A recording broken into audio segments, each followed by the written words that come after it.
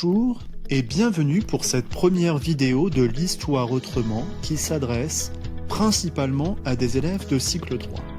Et pour notre premier épisode, nous allons travailler sur les traces d'une occupation ancienne de notre territoire. Mais avant tout, nous allons évaluer ce que nous savons déjà. Première question, que signifie préhistoire? A. Avant l'histoire. B. Après l'histoire. C. Notre histoire.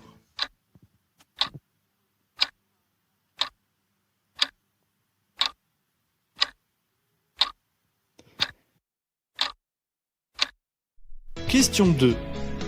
Qu'est-ce que notre territoire? A. La Terre. B. La France. C. L'Europe.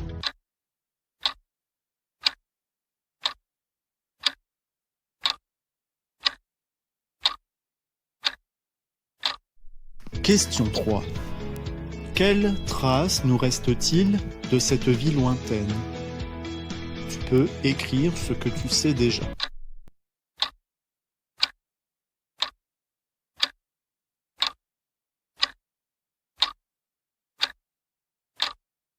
Tu pourras tout au long de la vidéo rechercher ou vérifier les réponses à ces questions.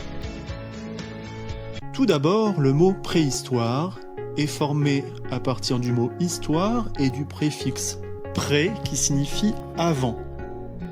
Littéralement, préhistoire veut dire tout ce qui se passait avant l'histoire.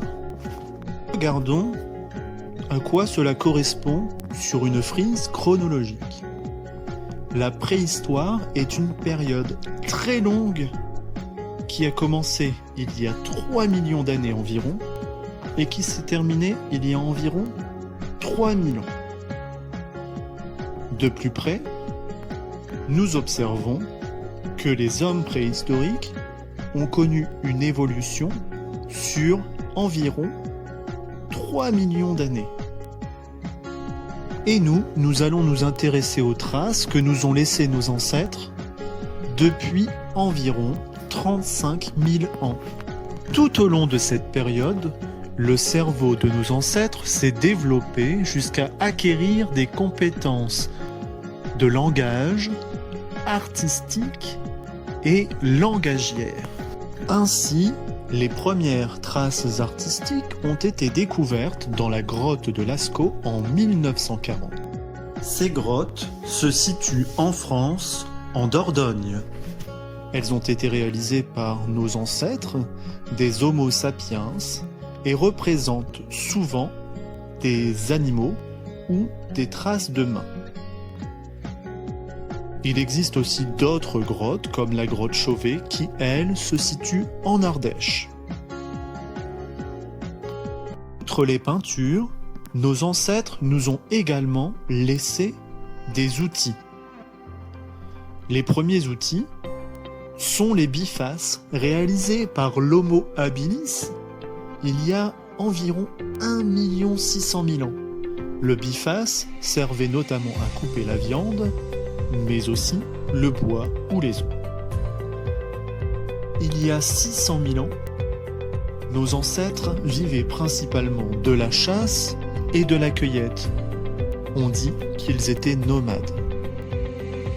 À partir de moins 15 000 environ, les hommes préhistoriques vont très progressivement modifier leur mode de vie en développant l'agriculture et l'élevage vers moins 8000 environ.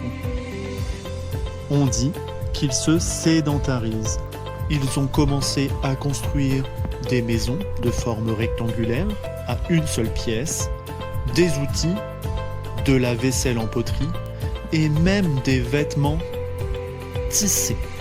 Dans notre région, la Picardie, il existe un parc de reconstitution, Samara, dans lequel on peut observer des répliques de maisons préhistoriques, mais aussi assister à des reconstitutions artisanales telles que la création de poteries, la frappe de monnaie, la sculpture ou alors l'allumage du feu. Nous pouvons maintenant nous tester. Première question. Comment appelle-t-on l'art pratiqué dans les grottes? A. L'art moderne. B. L'art pariétal. C. L'art Tycho.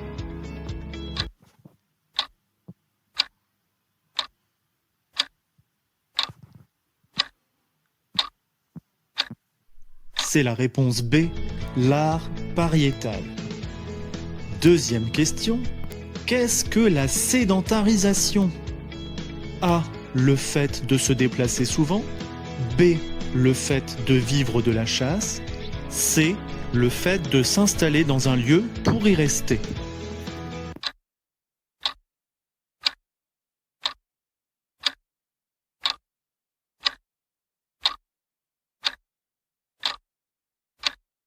Réponse C.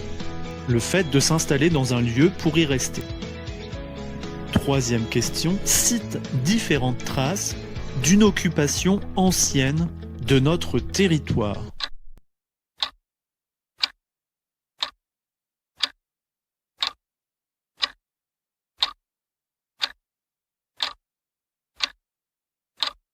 Il y a tout d'abord le biface, l'art pariétal et les outils et la vaisselle.